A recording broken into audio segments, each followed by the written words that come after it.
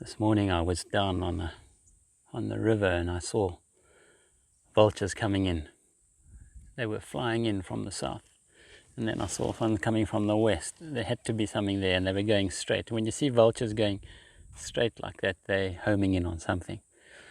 So off I went, racing off behind them across the bush. I probably drove, it wasn't that far, a couple of kilometers, and I saw them coming down. And then I drove up there and I saw a female impala carcass, and they were feeding on it. I didn't think much of that. The birds had all flown away because I drove in there. So then I drove on, and I was just leaving there and I saw vultures coming down about 200 meters away. So there must be something else there. So I went around there, and there was another impala carcass, a young male. And as I drove up right next to it, I saw it had been caught in a snare. And that made me think, hang on, let me go and check the other one. So I walked to the other carcass. Have all just flown off from and us. That female had also been caught in a snare. Carcass, what is it? And it's horrendous. I mean, being caught in a snare is the most horrific way to die. It's a female impala. So I called the anti-poaching guys and we went to have a look. Also caught in a snare. We found another 3 snares that were still set, which we dismantled, and they've got guys onto it and they're going to follow up. But it's, it's this time of year when animals are concentrated around water and stuff, they're easy to snare. And when, in this case, there were little gruya bushes and sickle bushes just coming into leaf, and impala are focusing on those, and obviously the poachers know that. And then, you think about the poachers, and, they're having a rough time. We're in a serious drought here in Zimbabwe. Everybody's starving. So these guys are just, trying to get something to survive. But killing animals with a snare is the most horrific thing.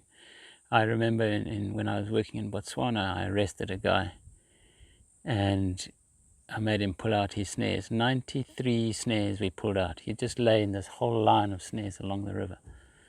And indiscriminate in what they kill. They could kill anything, and sometimes you find elephants with their trunks ripped off because they've caught them in a snare and they've just pulled and pulled and pulled until it cuts it off. And you can imagine what they go through when that happens. So yeah, horrific stuff, but the guys are on it, and no doubt they'll catch the poachers soon. But it's just a reality of what's going on. I wasn't going to show this because I don't like to show it, but I think we all need to know what goes on in these places, and it's something that happens in Africa, and there's no place that's immune to it. Every single reserve is going to have snaring one way or another. And it's just, often it's poachers who are just doing it to survive. But then you get the odd guy who's commercial, like that guy with his 93 snares. He was commercializing, catching ever how many animals every day, taking them across the river and selling them. And that is just unforgivable. I think any snaring is unforgivable, but when you're starving, you go to desperate measures. And unfortunately, as I say, with the drought we're having here in Zimbabwe, things are really tough. But there's no ways I'm condoning snaring. It's just trying to find a way to ease the burden on it in my mind.